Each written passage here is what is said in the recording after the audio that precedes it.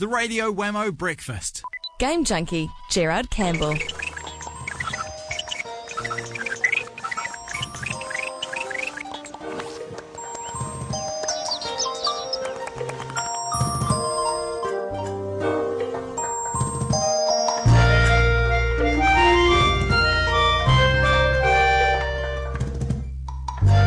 All sounds very very cutesy, doesn't it? Well, what is it?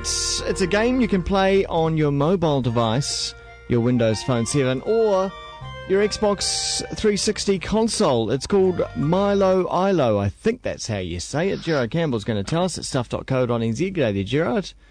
Good morning, Wammo. How are you today on this fine, crate-free day? Yeah, not too bad. Is it Ilo or Milio? Well, the thing is, I think it's Ilomilo, but I heard somebody. I think it's from a Swedish or Norwegian development company. So I think it's called Ilomilo. Oh, I see. Okay. Very sort of Scandinavian, maybe. Yeah. But it's very cutesy and very it's a puzzle game, of course. And as you said, I first got onto this with the Windows Phone 7. I downloaded a demo of it. Yeah. And it was quite addictive. It was quite addictive. Yeah. And as all the young kids say. And you can also get it on Xbox Live Arcade. I think it's 800 points, I think.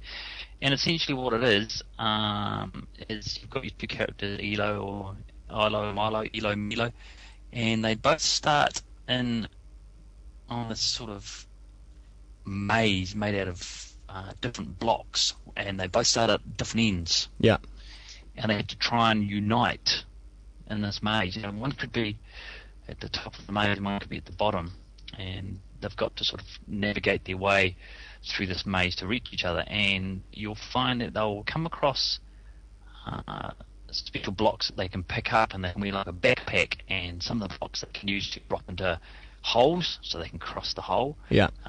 Some of these blocks will expand over 4 blocks, and some of them will have wings on them, so they can put this block down and they can jump on the block. Well, they can't jump, they can walk onto the block, and then they can go up a level and then step off and then grab that block again. So you have to sort of work out something.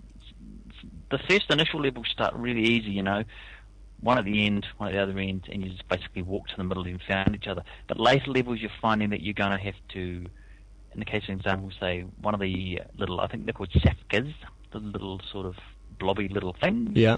They might pick up one of the expandable ones that extends out to sort of 4 blocks. They might have to put that down on one block, and then the other character will be up on top of the ledge. He'll have to pick that expandable block up then, and then go to his end and then stretch it out and do that sort of thing. So it's very, you'll find yourself in the single player game, you'll be switching between the two characters, because you sort of got to cooperate together and work together to sort of solve the puzzle. And there's collectibles you can pick up, and there's also these little mini things, these little mini sifkas that you can pick up and sort of take around with you, and then you get extra points for that. And the music's really cutesy, and it's got, I like the graphical style of it too. You know, it's a very sort of cutesy and sort of out there, really. And so by the sounds of it, you'd need a real sort of spatial awareness, because it's kind of that 3D sort of environment. You really need to be quite aware of angles and where stuff is going and where you've just been and that sort of thing. Yeah, you do, because, you know, the first couple of levels are really easy, but then as the levels, there's something like 49 levels, I think, for you to progress through.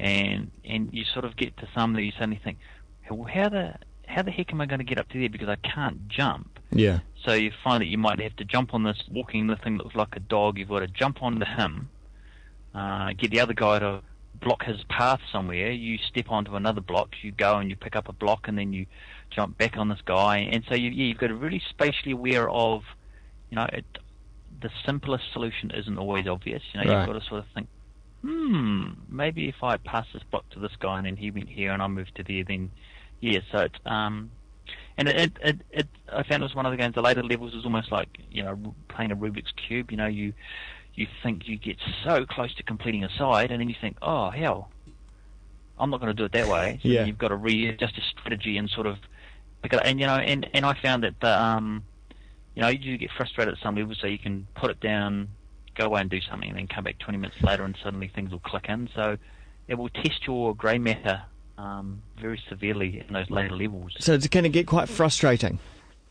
I think like any puzzle game, because the solution's not obvious for some of them, you have to really sort of ponder about, because sometimes you can get to the point that your two characters, one might be on the bottom ledge and the other one might be only one block high up in the next ledge, and they can't meet each other. So you've got to sort of logically think where to go.